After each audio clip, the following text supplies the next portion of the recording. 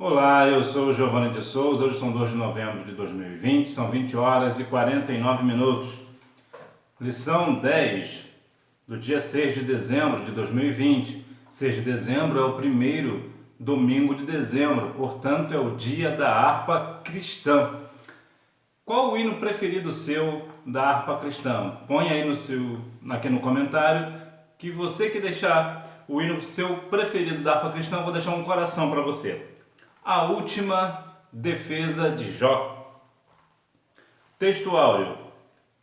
Ou não vê ele os meus caminhos e não conta todos os meus passos. Jó capítulo 31, versículo 4. Verdade prática. Ao olhar retrospectivamente para o passado, lembre o quanto Deus trabalhou nele. Certamente na sua carreira cristã, na sua vida cristã, você certamente se lembrará de quantas coisas o Senhor fez por você. Quando você está num veículo, por exemplo, e quando você quer olhar o que ficou para trás, basta você olhar pelo retrovisor, que você verá as coisas, as estradas por onde você passou. E no Evangelho não é muito diferente. Às vezes nós olhamos para trás, não uma perspectiva de voltar atrás, voltar ao passado, principalmente voltar ao pecado que nós outrora cometíamos, mas para nos lembrarmos de onde o Senhor nos tirou, do que Ele nos livrou. Introdução. Nesse sentido, Jó não aceita que as coisas terminem assim e, portanto, ele deseja se apresentar diante de Deus para defender a sua causa. É possível que, se ainda não aconteceu, acontecerá alguma vez na sua vida, ou algumas vezes na sua vida, a questão de que você questionar a Deus acerca de algumas coisas que você passa na sua vida. Não há nada errado nisso, mas a questão é a forma com que você questiona. Você se questiona num parâmetro de querer compreender o que está acontecendo, ou você questiona a ponto de culpar a Deus pelo que você está passando. Quando nós estamos diante de uma situação que nós precisamos de um advogado, é mais ou menos isso que nós fazemos. Nós colocamos a nossa causa na mão dele. Nós falamos para ele a causa, se nós somos culpados ou inocentes naquela situação. Então, um advogado, com base nisso, ele vai preparar a sua defesa, ou melhor, a tua defesa. Então, é isso que nós vamos fazer. Nós questionamos a Deus num quesito para compreender as coisas que estão acontecendo, ainda que Deus não queira nos revelar.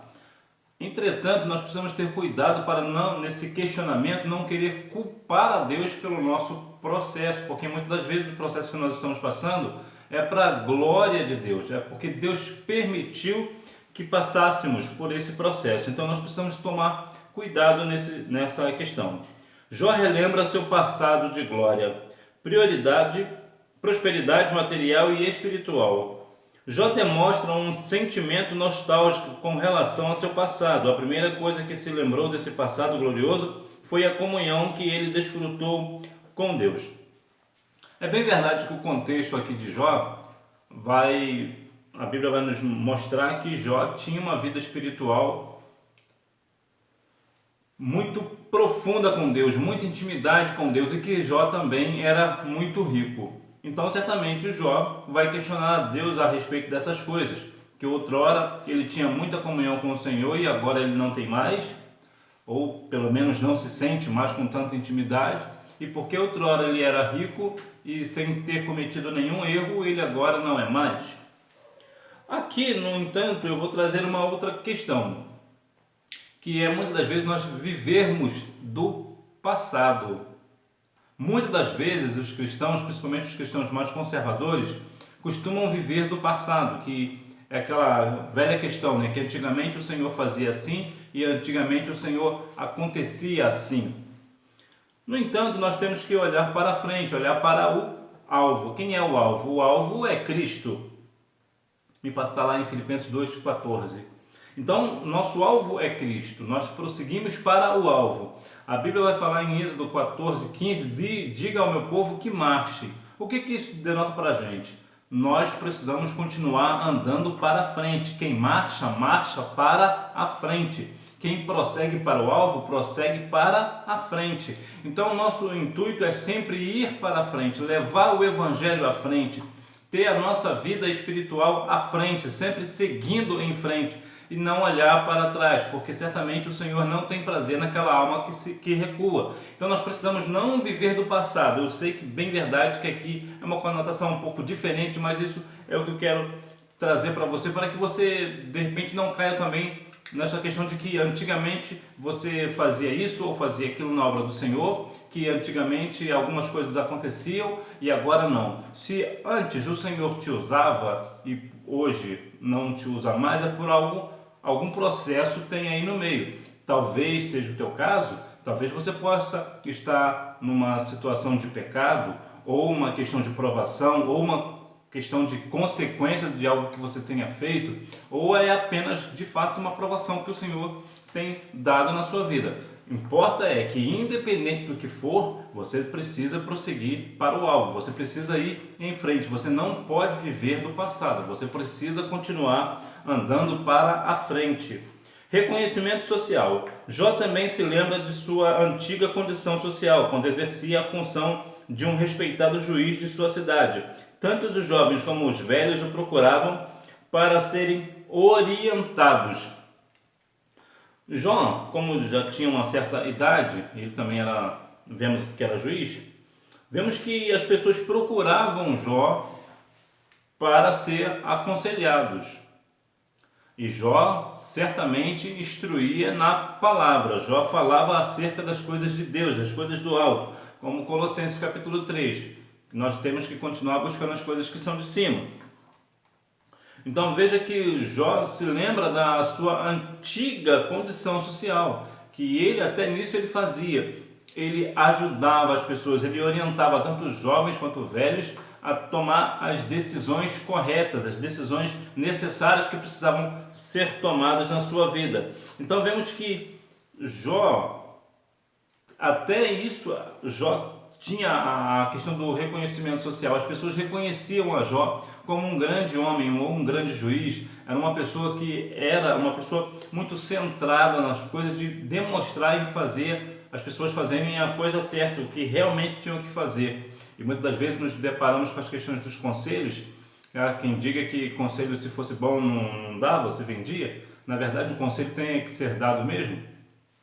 Nós precisamos, claro, de bons conselhos. Mas quem nós vamos ouvir? Bem, em primeiro lugar, você precisa ouvir as pessoas que te amam. É mais importante você ouvir uma pessoa que te ama do que um sábio.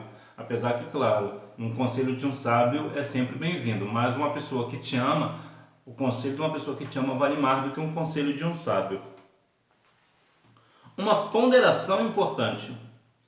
Não há dúvida de que Jó, conforme a Bíblia mostra, era um modelo de justiça social. Todavia, devemos ter o cuidado de não transportar para dentro do texto bíblico nenhuma teoria moderna de justiça social firmada em valores materialistas contrários aos defendidos nas Escrituras. Vemos que muitas das vezes as pessoas usam a Bíblia, algum texto bíblico, para falar de coisas materiais. Não há nenhum pecado em ser rico. Vemos aqui que Jó, por exemplo, era um homem riquíssimo. Não há nenhum problema de você ser rico. Entretanto, nós não podemos usar textos específicos da Bíblia para pregar uma questão materialista, de que você tem que ser próspero, que é aquela questão da teologia da prosperidade, que você precisa ser próspero. Nós precisamos ter ponderamento, nós precisamos ser moderado, compreender o que de fato o texto está dizendo. Nós não podemos e não devemos usar a Bíblia a nosso bel prazer, usar um texto somente para que nós venhamos ter nele alguma vantagem. Síntese do tópico 1. Jó relembra seu passado de prosperidade material e espiritual, bem como a sua atuação social. Então vemos que tanto na questão espiritual quanto material, o Jó era próspero. Jó possuía grandes aprofundamentos sobre Deus. Ele era muito profundo na intimidade com Deus, e tanto na questão espiritual quanto também na material, porque Jó era riquíssimo. E também tinha a questão da atuação social, que Jó também era uma grande figura, era uma grande pessoa, era um grande personagem. na questão social quando aconselhava jovens e idosos, né?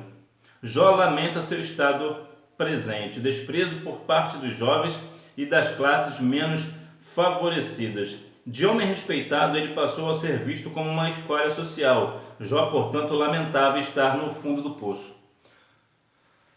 A vida de Jó, o sofrimento de Jó, é algo que muitas das vezes, se nós pararmos para analisar, a gente até compreende algumas questões. Algumas pessoas dizem que Jó foi um texto, foi uma questão fantasiosa, que não existiu Jó.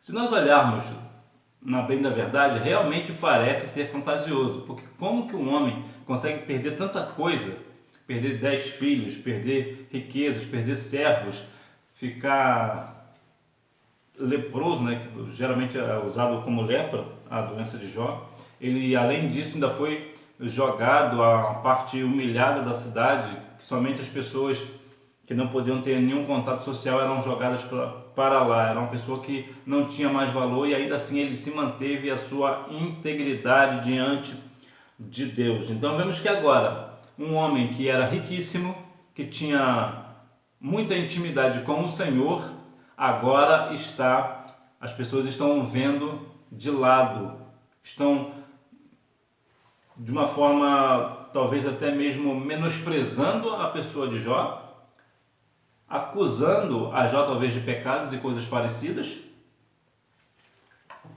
E Jó, claro, vai lamentar estar no fundo do poço. O Jó, de fato, está num sofrimento que nenhuma pessoa consegue compreender. É um sofrimento fora do natural, é fora do normal, são situações tenebrosas da vida de Jó. E claro, ele vai ter esse lamento. Abastecimento físico e emocional, ou melhor, abatimento físico e emocional. O patriarca se sente um homem abandonado por Deus, por isso essa lembrança o lança numa profunda tristeza e produz em sua vida um grande sofrimento que, além de físico, era também da natureza emocional. É muito provável, e talvez até certo, de que Jó estava em depressão. Devido à situação, devido ao sofrimento dele, é natural. Muitas pessoas acreditam que ter depressão é pecado. Bom, ter depressão não é pecado. Entretanto, a depressão pode causar pecado em alguém, como o suicídio, por exemplo. O suicídio ele é um pecado imperdoado. Por que ele é um pecado imperdoado? Por causa principalmente de Êxodo 20:13, que diz que não matarás, ali não assassinarás, ou seja, não mate alguém com intenção. A pessoa que comete suicídio ele tem intenção de morrer. E também 1 João 3,15, que fala que não há salvação para aquele que permanece numa vida de homicida. Então vemos que a depressão ela pode causar um pecado, mas ter a depressão ela não é pecado. A depressão em si não é pecado. É a situação aqui de Jó. Pelo menos aparentemente vemos que Jó estava numa situação completamente depressiva. Porque talvez a principal parte, que eu acredito que seja a principal parte de Jó, a principal tristeza de Jó, não era porque ele perdeu as suas riquezas, ou porque ele estava enfermo, ou porque ele foi largado de lado, desprezado pelos homens. A principal tristeza de Jó é porque ele perdera a sua intimidade com o Senhor. Ele não conseguia ouvir mais a Deus, vamos assim dizer. Ele não conseguia mais ser aquele que outrora ele era. O Senhor parece que deixou Jó de lado. Não ouvia mais o sofrimento de Jó, não ouvia mais as orações de Jó. Então, essa questão de Jó não ter mais essa intimidade com o Senhor, de orar e o Senhor responder, foi realmente isso que pesou o coração de Jó. Então, ele certamente ficou o seu abatimento, claro, vai ser tanto físico como emocional. Deus teria abandonado Jó?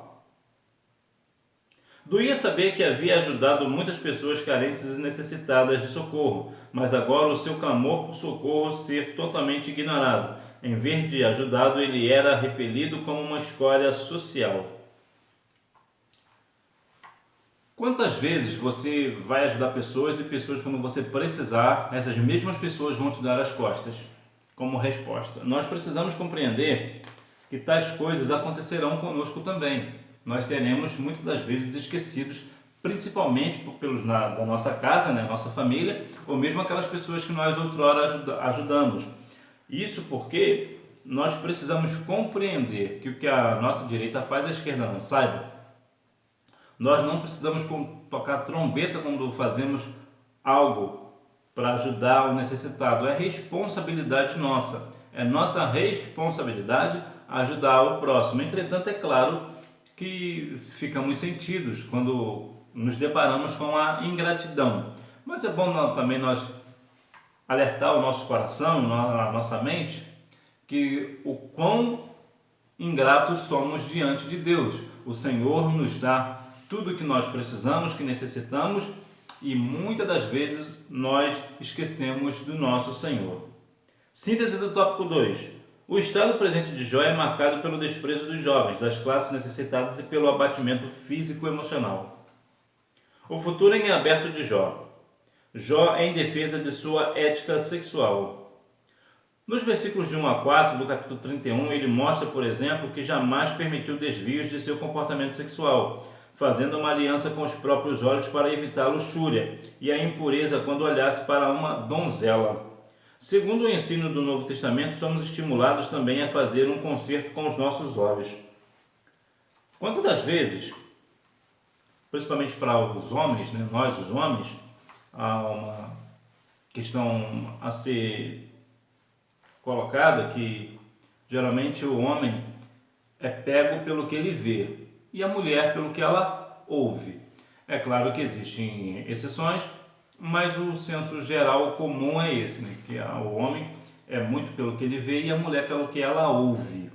Então o que Jó fez? Jó fez um concerto com os seus olhos para que quando ele visse uma donzela, ele não a desejasse. É assim como Jesus disse, né? Que aquele que olha para uma mulher com uma intenção impura já cometeu o pecado. Então Jó, ele fez esse concerto com os seus olhos. Bom seria que cada um de nós, homens, fizéssemos o mesmo. Nós colocássemos algo em nós que nos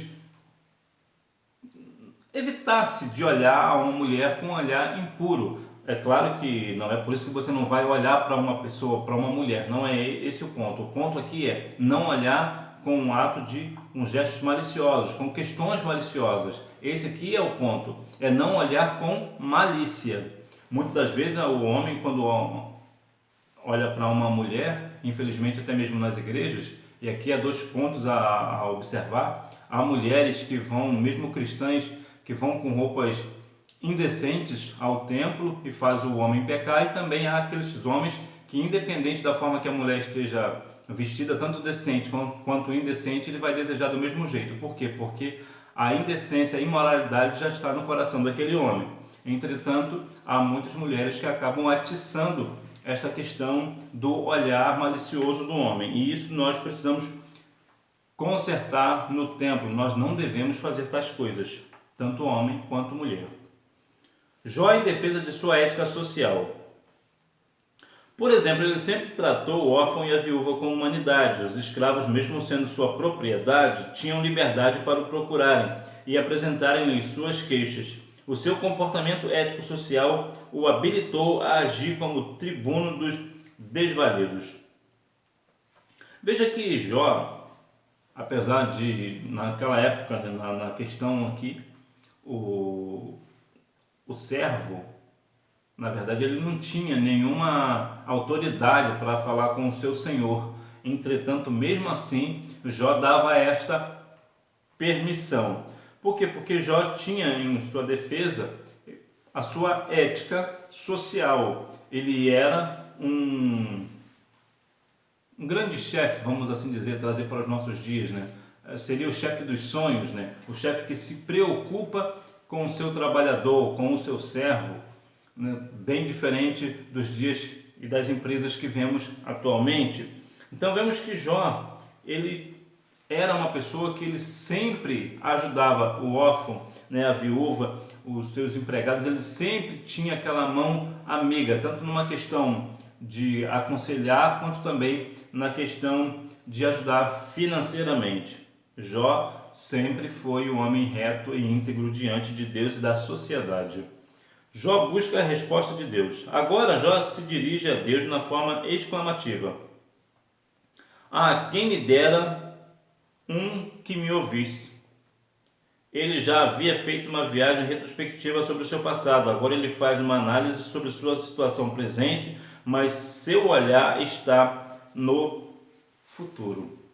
Veja que Jó, apesar das situações, ele olha para o passado, no presente, mas com um olhar no futuro. Como eu já disse anteriormente, nós precisamos olhar sempre para a frente. É bem verdade que muitas das vezes ele aqui precisava se apresentar diante de Deus, estava se apresentando diante de Deus, ele estava querendo colocar em questão a sua defesa. O que ele estava falando para Deus? Ele estava colocando toda a sua vida, tanto espiritual, quanto material, quanto emocional, quanto física, diante de Deus e dizendo algo: olha, o Senhor, o meu Deus, esta é a minha vida, eu sou íntegro e reto diante de Ti. Então ele estava colocando a sua defesa, porque ele não compreendia o porquê de tanto sofrimento, porque ele passava por tanto sofrimento, uma vez que ele tinha uma vida reta e íntegra diante de Deus. E isso aqui é um ponto para nós falarmos sobre a defesa de Jó. Por que Jó entrou com a sua defesa? Jó não entrou com defesa de qualquer maneira, ele entrou com a sua defesa porque de fato ele tinha como se defender, ele tinha o que dizer sobre ele tinha algo para mostrar para Deus, ou argumentar, vamos assim dizer, né? Ele tinha algo para argumentar com Deus. Ele não chegou na presença de Deus de qualquer jeito, em sua defesa e colocando qualquer defesa diante de Deus. Não, ele colocou sério, de uma forma séria, como de fato o juiz que ele era. Ele estava colocando aqui: Senhor, aqui estão as provas de como eu tenho a minha vida, de como eu participo a minha vida, a sociedade, aos meus, a minha família, e por que eu estou passando por esse sofrimento. Porque muitas das vezes as pessoas querem, como eu falei anteriormente, quando nós vamos dar nosso caso ao advogado, nós temos que falar para ele se nós somos culpados ou não, para ele preparar a nossa defesa. Jó, ele mesmo se colocou na defesa. Por quê? Porque ele sabia, como juiz, ele podia, claro, se representar, e ele, claro, ele tinha o que dizer diante de Deus. Síntese do tópico 3. Jó faz uma defesa de sua ética sexual, social e busca a resposta de Deus. Conclusão. Nesta lição vimos que Jó se lembrou de seu passado abençoado e de como agiu com integridade e humanidade com o próximo. Nunca havia agido de forma injusta com ninguém, nem tampouco cometido pecados que o desonrassem moralmente. Sua integridade estava intacta. Assim ele acredita que chegou o grande momento de se apresentar diante de Deus e receber dele o veredito de que é um homem injustiçado e inocente. Era isso que ele queria ouvir do Senhor, que de fato Jó tinha razão de estar argumentando em sua defesa, porque ele era um homem injustiçado, porque ele era inocente, porque de fato ele era inocente. Só que Jó não sabia que o que ele estava passando era uma provação para que Satanás fosse envergonhado. Quantas das vezes você será provado? Muitas vezes. Mas lembre-se de uma coisa: ainda que o Senhor não responda suas orações, ainda que o Senhor não te dê uma resposta, saiba que a sua provação vai ter uma hora que vai vir a aprovação. Entretanto, você precisa passar na prova dando glória a Deus. Você precisa passar na prova em silêncio. Você precisa em silêncio diante dos homens, que eu quero dizer. Você pode e deve chegar diante ao Senhor e falar com o Senhor, questionar a Deus. E se Deus não te dá uma resposta, se o Senhor não te dá uma resposta, continue firme no propósito com o Senhor, porque Ele certamente te dará vitória, porque Ele está, na verdade, te testando, te provando, e certamente você será aprovado se caso você permanecer firme no Senhor. E eu tenho certeza de que você irá permanecer firme nos caminhos do Senhor. Que Deus em Cristo continue abençoando a sua vida e que você tenha uma boa aula e não deixe de ir à Escola Bíblica Dominical, porque quem faz a escola é o aluno. Tchau!